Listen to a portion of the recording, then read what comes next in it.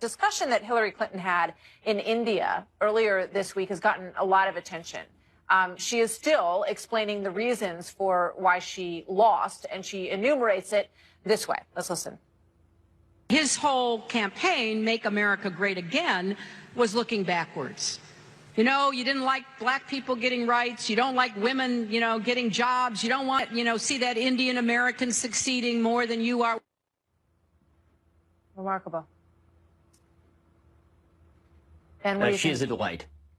I mean, she's absolutely a delight. I mean, the wonderful thing about Hillary Clinton is she is, number one, the worst candidate in American history, bar none. And she demonstrates that every day. She's blaming everybody but herself for an election loss that was entirely her fault. I mean, this is the most winnable election of all time for Democrats, and somehow they blow it because Hillary Clinton is doing exactly this, right? She's blaming half the American population and suggesting that they're a bunch of rubes who have to still go to bathroom in the outhouse and that they hate brown people. And by the way, there are only 2 states in the United States that have had Indian American governors, and both of those states are red states that voted for Donald Trump, South Carolina and Louisiana, right? Nikki Haley is sitting in the UN right now as ambassador from the United States, an Indian American woman in the Trump administration. So I'm waiting to hear her actual argument again, as opposed to everybody who voted for me, voted against me is terrible, and everybody who voted for me is therefore virtuous. By the way, that wasn't even the worst argument she made. The worst argument she made is that white women who are married voted against her because their husbands were going to bully them or bring home the whooping stick and tell old Marge that you better get out there and vote for Trump. I mean, that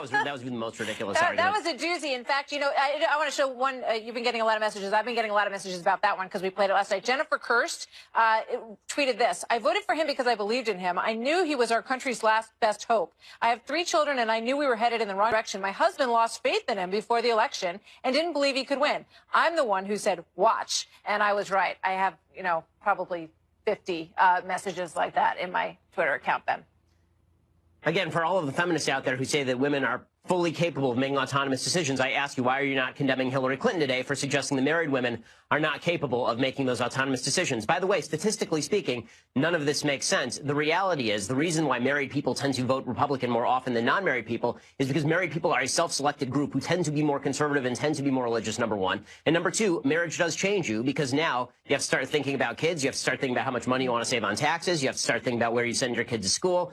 And it is true that marriage changes voting for both sexes. In fact, in the 2016 election cycle, what you see is that unmarried men voted by plurality for Hillary Clinton. It was married men who voted overwhelmingly for Donald Trump. And the same thing is true for unmarried women. They voted overwhelmingly for Hillary Clinton. And married women, not just white married women overall, voted much more close to parity in terms of Trump and Hillary. There's about a 14-point shift on marriage, you know, between Democrat and Republican for women, and about an 11-point shift after marriage for men. So it holds true for both sexes.